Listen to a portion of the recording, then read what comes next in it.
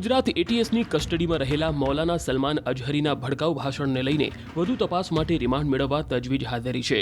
Social media પર viral થયેલા આ ભાષણમાં ધાર્મિક લાગણી દુભાવી ઉશ્કેરણીજનક ભાષણ આપવા અંગે જૂનાગઢ બી ડિવિઝન પોલીસ સ્ટેશનમાં ફરિયાદ દાખલ કરવામાં આવી હતી, જેના આધારે ગુજરાત એટીએસે મુંબઈ ઘાટકોપર ખાતેથી મૌલાનાની અટકાયત કરી ગુજરાત લાવવા તજવીજ હાથ ધરી હતી। ઉલ્લેખનીય છે કે તાજેતરમાં ઘાટકોપર ખાતે અટકાયતના સમાચાર વહેતા થતા સમર્થકોએ તેમના બચાવમાં ઘેરાબંધી કરી હતી।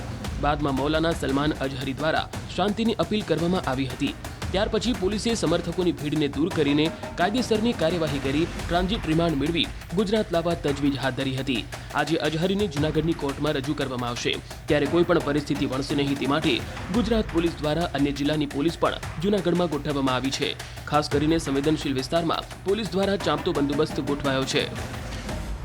જૂનાગઢની શાંતિને ફરી એક વખત ડહોળવાનો પ્રયાસ છે તે કરવામાં આવ્યો છે, અને એના જ કારણે જૂનાગઢ પોલીસ દ્વારા 3 વ્યક્તિઓ વિરુદ્ધ ગુનો છે તે નોંધવામાં પણ આવ્યો છે। ડેપ્યુટી મેયર આપણી સાથે છે, ગિરીશભાઈ શું કહેશો? જે વાતાવરણ બગાડી જાય છે ને અહીંયા આ બહાર ના આવે છે। જૂનાગઢમાં હિન્દુ મુસ્લિમ કાયમ એક થઈને રહ્યું, કારણ કે અહીં દત્ત અને દાતાર બે બિરાજે છે। અમે પણ દાતાર 20 વાર ગયા છીએ, એ લોકો પણ અંબાજીના માના દર્શન કરવા પણ આવે છે। આવા જે ખટપટિયા મોલાના હોય ને એને કોઈ લેવા દેવા નથી। એને તો એમ થતું હોય કે હું તો કોઈ કાદુ મકરાણી જો એટલે એ બોલીને વયો ગયો। પોલીસને ધન્યવાદ દઈએ કે એને પાછી લઈ આવી છે। જૂનાગઢની પ્રજાજનને પ્રાર્થના કરું કે કાયમ માટે હિન્દુ મુસ્લિમ એક થઈને રહે, આપણે એક થઈને રહેવું છે। તમે ક્યાંય પણ હોય, આ દેશમાં રહ્યો છો, હિન્દુસ્તાનમાં રહ્યો છો, તમને અહીંયા જેટલી શાંતિ મળે છે એટલી પાકિસ્તાનમાં જઈને પૂછી આવો કે તમને શાંતિ છે કોઈને? રૂપિયા અહીંયા કમાવો, ધંધો કરો ને બધા એકબીજા હંપીને રહ્યો। આવા ખટપટિયા મોલાનાને ક્યારેય પણ બોલાવો નહીં ને આવવા પણ ન દેવો જોઈએ।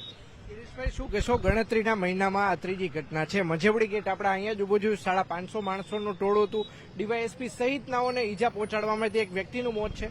આપ કઈ રીતે જોઈ રહ્યા છો? એમાં પણ 5-6 જણાએ જ ઉશ્કેરણીજનક કર્યું હતું। જૂનાગઢના મુસ્લિમ લોકો ખૂબ શાંત છે, હવનો ધંધો કરે છે, બધા એકબીજાની ભેગા રહીએ છે।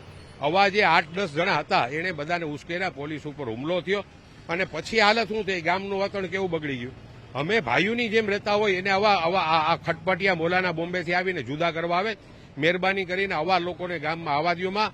અને હજી પણ જૂનાગઢની પ્રજાને પ્રાર્થના કરું છું કે પોલીસે એનું કામ કરી લીધું છે, કોર્ટ એનું કામ કરશે। આપણે શાંતિ રાખો, આપણે હિન્દુ મુસ્લિમ જે ભાઈની જેમ રહે તેવી રીતે જ રહેવાનું છે। ચોક્કસ તો આ હતા જૂનાગઢના ડેપ્યુટી મેયર ગિરીશ કોટેચા, અને ન્યૂઝ 18 સાથેની વાતચીતમાં તેમણે જૂનાગઢના તમામ જે હિન્દુ હોય કે મુસ્લિમ તમામને શાંતિ રાખવાની અપીલ છે તે કરવામાં આવી છે। અંકિત પોપટ, ન્યૂઝ 18 ગુજરાતી, જૂનાગઢ।